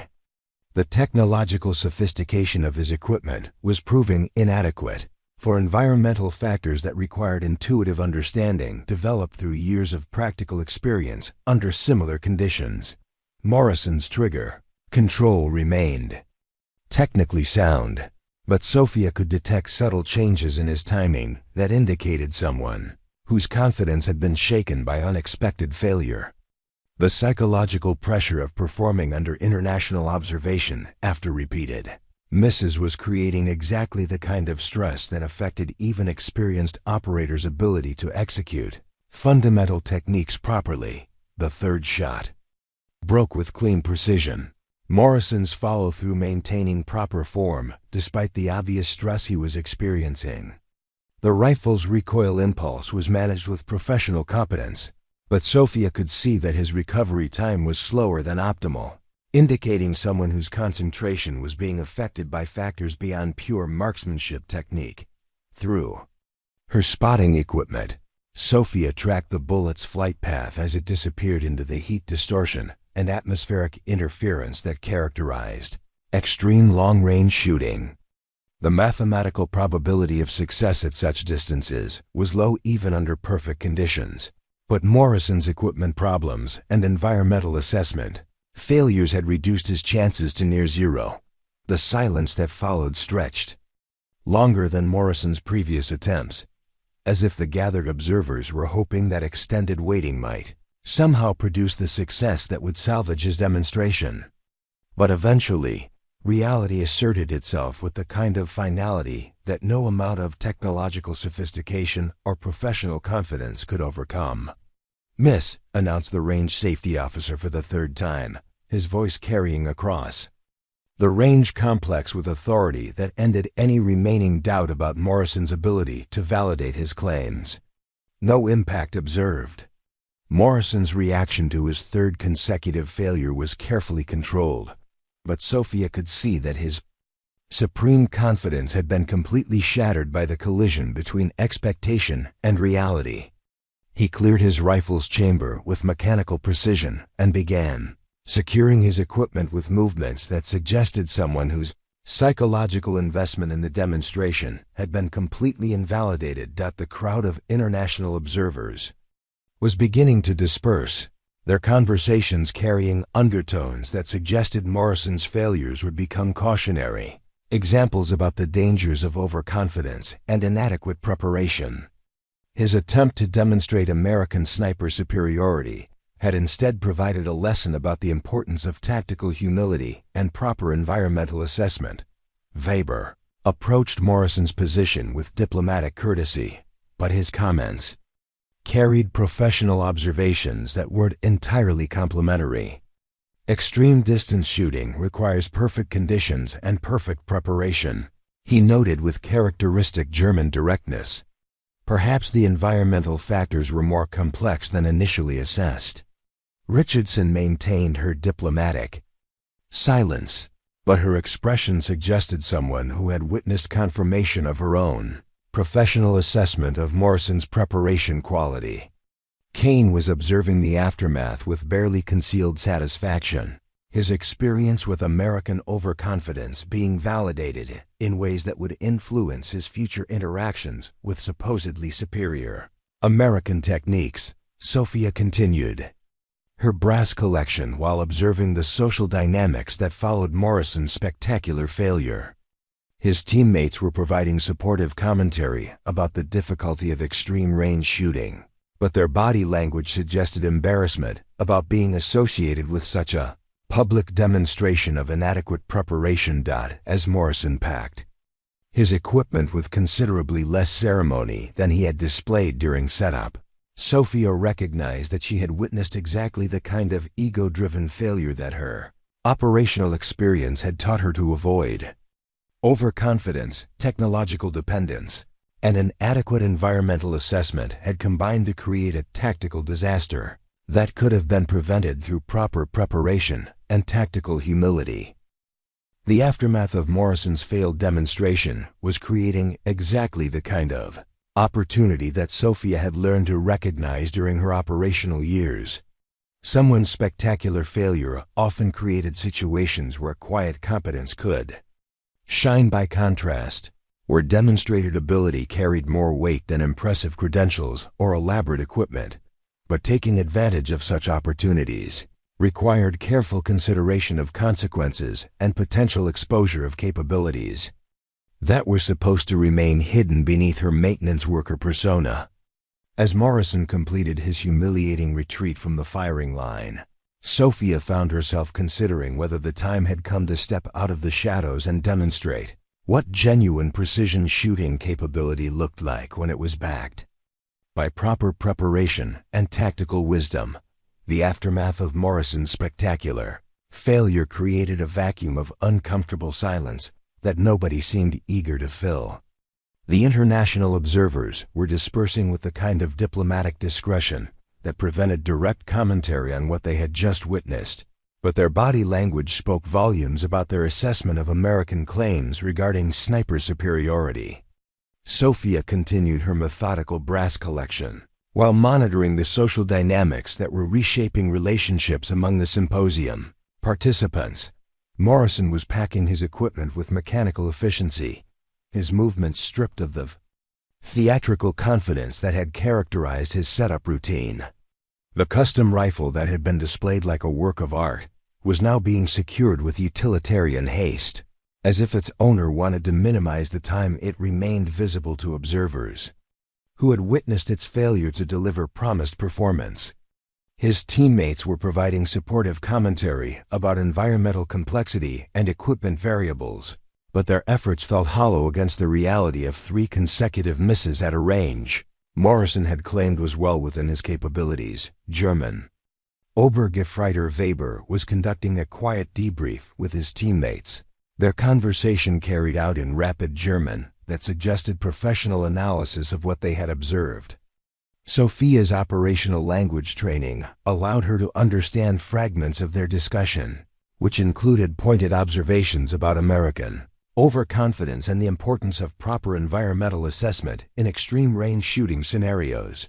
British Staff Sergeant Richardson was maintaining her characteristic diplomatic reserve, but her expression suggested someone who had witnessed confirmation of her own skeptical evaluation of Morrison's preparation quality. Her own rifle remained at her firing position, configured with the kind of honest functionality that spoke to operational experience rather than impressive presentation. The contrast between her understated competence and Morrison's failed theatrical demonstration was becoming increasingly apparent to the other observers. Australian Sergeant Major Kane was observing the aftermath with barely concealed satisfaction, his experience with American overconfidence being validated in ways that would influence his assessment of future claims about superior techniques and equipment. His comments to his teammates carried the dry humor that Australians use to process situations where expectations collided dramatically with reality. Sophia found herself in an increasingly complex tactical situation as Morrison's failure created unexpected opportunities for demonstration of genuine capability. Her 18 months of invisible maintenance work had provided perfect cover for observing the range complex's operations, understanding its equipment and procedures, and analyzing the capabilities of its regular users. But stepping forward to demonstrate superior marksmanship would require abandoning the careful anonymity that had protected her from unwanted attention and uncomfortable questions. The range safety officer was beginning to secure the extreme distance target array, his actions suggesting that the day's ambitious shooting had concluded with Morrison's failed demonstration. The 3,285-yard steel silhouette would remain untouched, its challenge unmet despite the presence of some of the world's most elite military marksmen. The target represented not just a technical challenge, but a symbol of the gap between claimed capability and demonstrated performance under real-world conditions. Weber approached, Sophia's position while she continued collecting brass casings, his manner suggesting someone who had noticed details that others missed. "Excuse me," he said with characteristic German directness, "but I observed that you were watching Morrison's equipment very carefully during his preparation. Did you notice anything unusual about his rifle system?" The question created exactly the kind of situation Sophia had been trying to avoid throughout her employment at the range complex. Answering accurately would require revealing knowledge that exceeded her supposed qualifications, but deflecting completely might seem suspicious to someone with Weber's professional training in observation and analysis. She opted for a carefully measured response that acknowledged some capability without revealing its full extent. His scope mounts showed some witness marks that suggested recent shifting, Sophia replied, continuing her brass collection without making direct eye contact. Could affect zero consistency under recoil stress. Weber's expression sharpened with professional interest. Scope mount problems were exactly the kind of subtle equipment issue that could cause precision degradation without obvious symptoms. But recognizing such problems required experience that went well beyond basic maintenance training. "You have background with precision rifle systems?" he asked, his tone suggesting genuine curiosity rather than casual conversation. Sophia found herself at a decision point that would influence everything that followed. She could continue deflecting questions and maintain her invisible status, or she could acknowledge some level of expertise that might lead to more detailed inquiry about her background and qualifications. The presence of international observers added complexity to the situation, as any demonstration of unusual capability would be witnessed by professionals whose reports might reach intelligence networks that could compromise her carefully constructed anonymity. "Some experience," she replied with the kind of understatement that suggested depths of knowledge that weren't being fully revealed. Her response was designed to satisfy immediate curiosity without providing information that could be used to construct detailed profiles of her actual capabilities and background. Richardson had been observing the conversation between Sophia and Weber with professional attention, her own experience in intelligence gathering making her sensitive to situations where people might be concealing important information. The British sniper's training included extensive work in human intelligence collection, creating skills that could recognize discrepancies between presented identity and actual capability. "What's your assessment of the environmental conditions for extreme range work?" Richardson asked, her question carrying the tone of someone conducting subtle interrogation rather than casual conversation. Morrison seemed confident in his ballistic calculations, but his results suggest something was affecting his accuracy. The question was designed to test Sophia's knowledge depth, while providing opportunity for revealing responses that might indicate unusual background or training. Sophia recognized the technique from her own operational experience, understanding that she was being subjected to professional assessment by someone who suspected there was more to her story than her maintenance. Worker persona suggested, "Mountain terrain creates thermal layers that affect air density at different altitudes," Sophia replied, her answer technically accurate but delivered with the kind of casual confidence that suggested automatic knowledge rather than studied expertise. Standard ballistic computers have trouble modeling those variables in real time. Both Weber and Richardson exchanged glances that indicated Sophia's response had exceeded their expectations for someone whose official role involved basic range maintenance. Her knowledge of atmospheric ballistics was detailed enough to explain Morrison's failures, but such understanding typically required training and experience that went well beyond civilian contractor qualifications. Kane had been observing the conversation with growing interest, his own background in special operations making him sensitive to situations where people's presented identities might not match their actual capabilities. The Australian's experience with covert operations had taught him to recognize the subtle indicators that suggested someone was operating undercover or concealing important aspects of their background. You seem to understand precision shooting pretty well for someone in maintenance, Kane observed, his comment carrying enough edge to indicate that he was beginning to suspect Sophia might be more than she appeared. Where'd you pick up that kind of knowledge? The direct question created pressure for a response that would either satisfy the growing suspicions of 3 elite operators or potentially expose information that Sophia preferred to keep private. Her operational training had prepared her for exactly this kind of situation, where maintaining cover required careful balance between credible explanation and selective truth-telling. Military background. Sophia replied with the kind of brevity that suggested someone who preferred not to elaborate on personal history. Spent some time around precision weapons before this job. Her response was technically accurate while avoiding specific details that could be verified or investigated. The military background explanation would satisfy immediate curiosity, while providing plausible foundation for her technical knowledge, but it didn't reveal the actual nature or extent of her operational experience. Weber nodded with the kind of understanding that suggested he recognized Sophia was providing limited information about herself, but he respected the boundaries that military personnel often maintained regarding their service history. Richardson's expression indicated continued curiosity, but professional courtesy prevented her from pressing for details that Sophia was clearly reluctant to provide. Kane's response was more direct.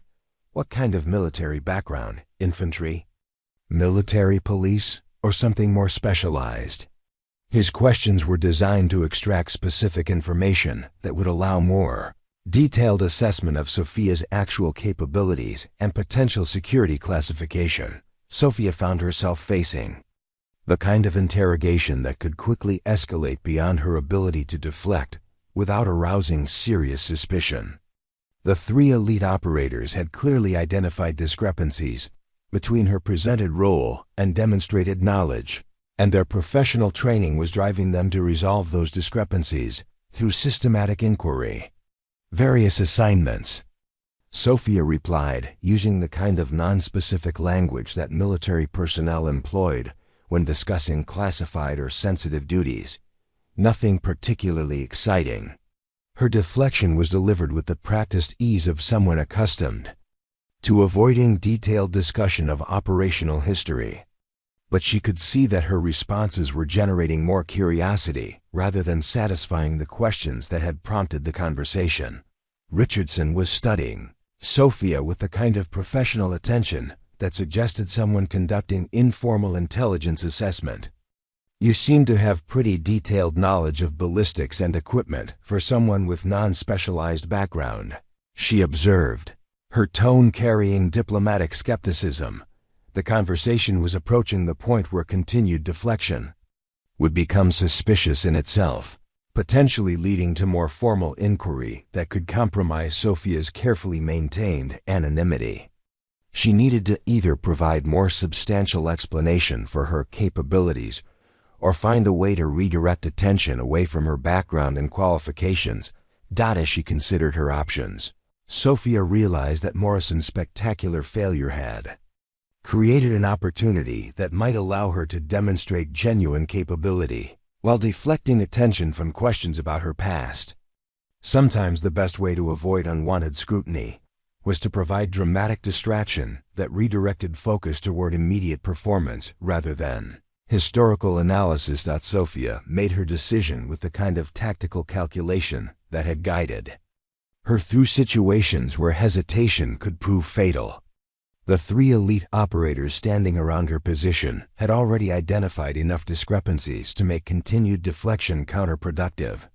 Sometimes the best way to control information was to provide a demonstration so spectacular that questions about background became secondary to immediate recognition of capability.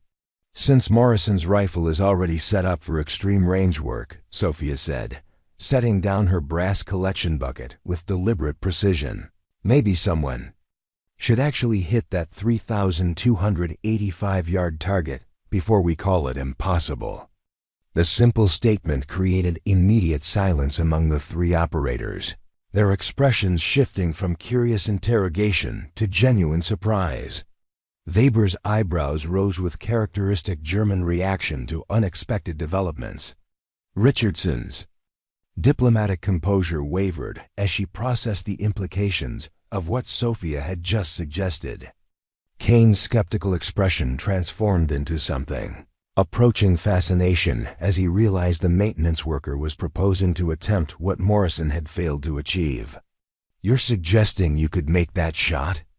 Weber asked, his tone carrying professional interest mixed with healthy skepticism. "With Morrison's equipment and current conditions?" Sophia walked toward Morrison's abandoned firing position, her movements carrying the kind of purposeful confidence that suggested someone who had made similar decisions under considerably more serious circumstances. Morrison's custom rifle lay secured in its bipod, the elaborate setup still configured for extreme range engagement, despite its owner's spectacular failure to achieve success. "Equipment's fine," Sophia replied, kneeling beside the rifle system and beginning a systematic inspection that immediately revealed her familiarity with precision weapons. "Just need someone who understands what they're looking at." Her hands moved over Morrison's rifle with practiced efficiency, checking chamber status, scope alignment, and mechanical function with movements that spoke to years of experience with similar systems. But her inspection also revealed the equipment problems she had identified earlier through her brass collection, issues that Morrison's technological dependence had prevented him from recognizing. Richardson was watching Sophia's examination technique with professional fascination, recognizing procedures that exceeded basic familiarity and approached genuine expertise. "What are you seeing that Morrison missed?" she asked, her question carrying the tone of someone who suspected the answer would be technically significant. "Scope. Mount's been walking under recoil stress," Sophia replied, producing a small toolkit from her maintenance cart that contained precision instruments for optical adjustment. "Probably been loose for the last 50 rounds. Plus his chamber's fouled enough to affect pressure consistency." Her diagnosis was delivered with casual confidence that suggested automatic recognition of problems that would require considerable expertise to identify. Weber and Kane moved closer to observe her assessment, their professional curiosity overriding any skepticism about a maintenance worker's technical capabilities. Sophia's equipment inspection revealed exactly the mechanical issues she had suspected from her earlier brass analysis.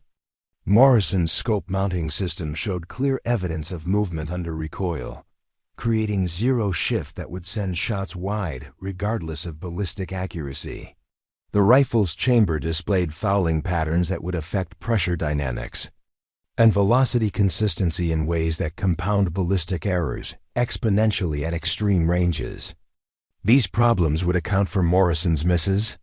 Richardson asked, her question reflecting genuine professional interest in the technical analysis Sophia was providing. "Part of it," Sophia replied while making precise adjustments to the scope mounting system. Rest was environmental assessment.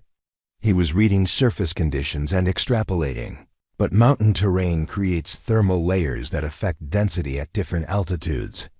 Her explanation demonstrated understanding of atmospheric ballistics that went well beyond basic knowledge, incorporating factors that serious precision shooters learned through years of practical application under challenging conditions.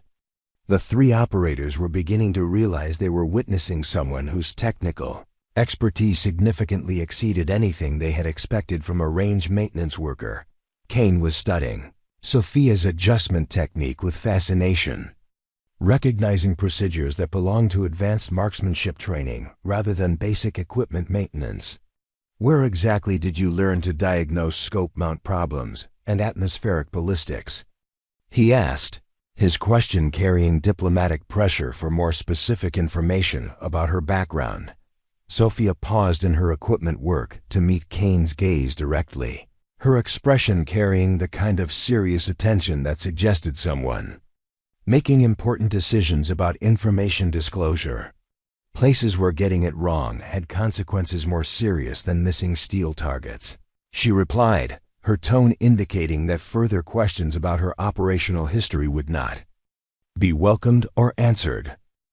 Her response created exactly the kind of respectful silence that military professionals maintained when someone indicated they had served in circumstances that remained classified or sensitive.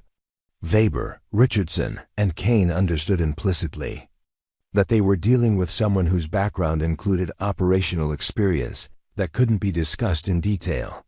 The rifle adjustment process revealed Sophia's familiarity with precision weapons that extended far beyond basic maintenance capabilities. Her scope alignment techniques were professional grade, incorporating procedures that ensured perfect mechanical zero under recoil stress. The chamber cleaning she performed addressed fouling issues that would affect pressure dynamics in ways that most shooters never considered, but her most impressive demonstration was her environmental assessment of conditions for extreme range shooting. Sophia studied the mountain terrain with the kind of systematic analysis that suggested someone who had made critical shots under similar circumstances, reading thermal effects and wind patterns with intuitive understanding that couldn't be acquired through theoretical study. Conditions are actually better now than when Morrison was shooting, Sophia observed while studying the target area through the rifle's scope. Temperature inversion stabilizing and thermal effects are becoming more predictable. Her atmospheric analysis was delivered with casual confidence that indicated automatic knowledge rather than conscious calculation. The three operators realized they were witnessing someone whose environmental reading skills exceeded those of most precision shooters, including specialists who had trained extensively in extreme range work. Richardson was conducting her own assessment of Sophia's technique and knowledge, recognizing competence that belonged to elite operational backgrounds rather than civilian contractor training. "You seem very confident about this shot," she observed, her tone carrying professional curiosity about Sophia's actual capabilities. Sophia settled behind Morrison's rifle with the kind of fluid efficiency that suggested thousands of hours of practical experience with precision weapons. The rifle seemed to disappear into her shooting position, becoming an extension of her body rather than a separate tool requiring conscious manipulation. Her natural point of aim was established instantly, without the adjustment period that most shooters required when working with unfamiliar equipment. "Confidence comes from preparation," Sophia replied while conducting her pre-shot routine with systematic precision.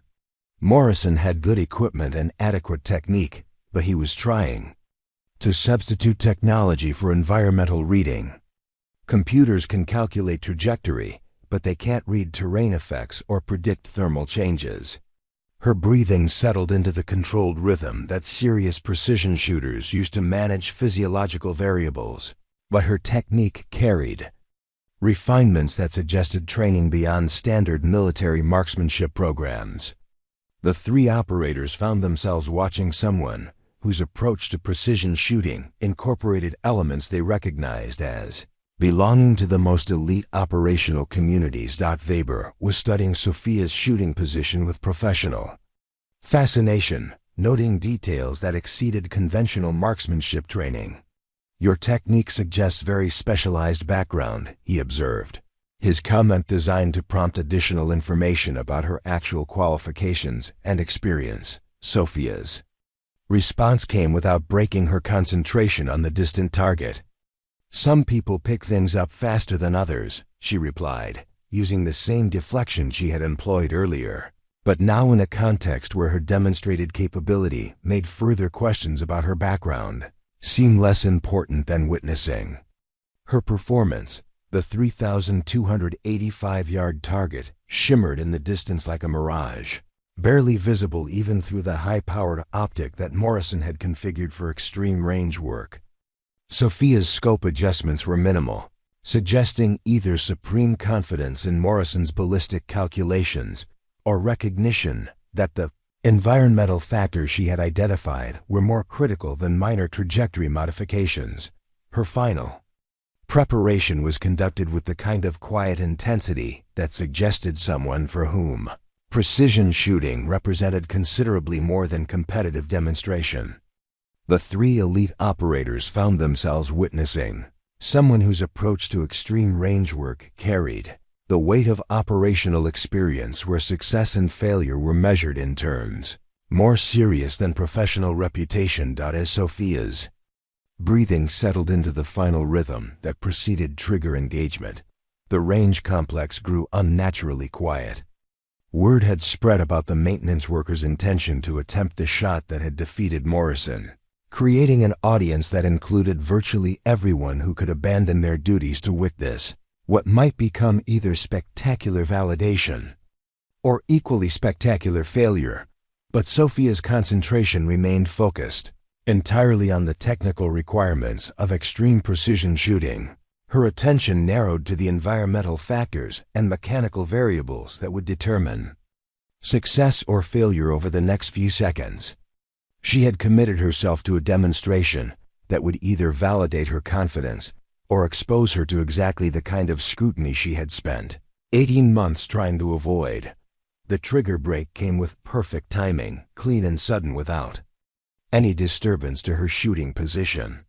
The rifle recoiled straight back into her shoulder, managed with the kind of professional competence that suggested extensive experience with similar weapons under operational conditions.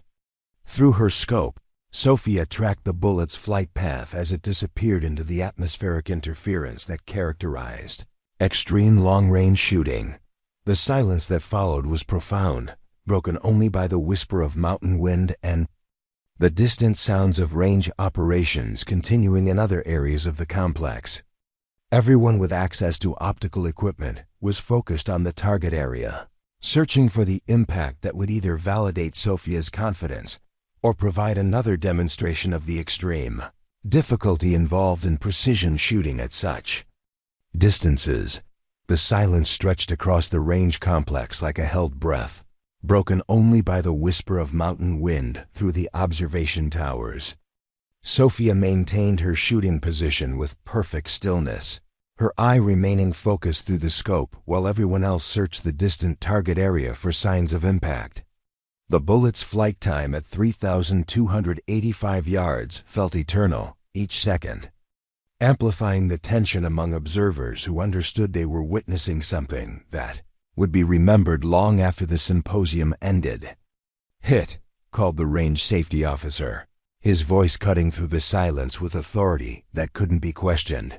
"Clean center mass impact on target." The reaction was immediate and electric. The three elite operators standing nearest Sophia's position stared in genuine amazement, their professional skepticism replaced by recognition that they had just witnessed something extraordinary. Weber's characteristic German composure cracked slightly as he processed what had just occurred. Richardson's diplomatic reserve gave way to frank astonishment. Kane's skeptical expression transformed into something approaching awe, but Sophia wasn't finished.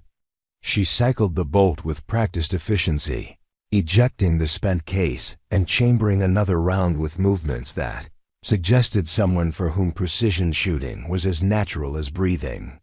Her breathing settled back into the controlled rhythm, and she began preparation for a second shot without any acknowledgement of the amazement her first success had created. "Same target?"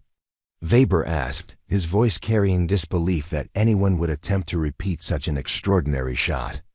"Same target," Sophia confirmed, her concentration already focused on the environmental factors that would influence her second attempt. The crowd that had gathered to witness Morrison's failed demonstration was now watching something entirely different. Word was spreading through the range complex about the maintenance worker who had just accomplished what one of America's most elite snipers had failed to achieve. Administrative personnel were abandoning their duties, instructors were pausing their training programs, and even the base commander was making his way to the observation platform. Sophia's second shot broke with the same clean precision as her first, the rifle recoiling into her shoulder with mechanical consistency that spoke to perfect shooting position and flawless technique. Once again, everyone with optical equipment focused on the distant target, but now their search was conducted with expectation rather than skepticism.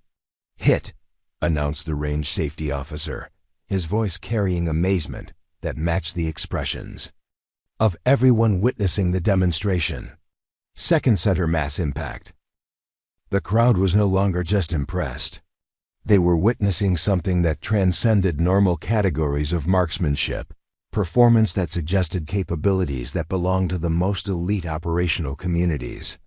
But Sophia was preparing for a third shot, her movements as smooth and controlled as before. Richardson found her voice first. 3 consecutive hits at 3,285 yards isn't just exceptional shooting. That's the kind of precision that becomes legend.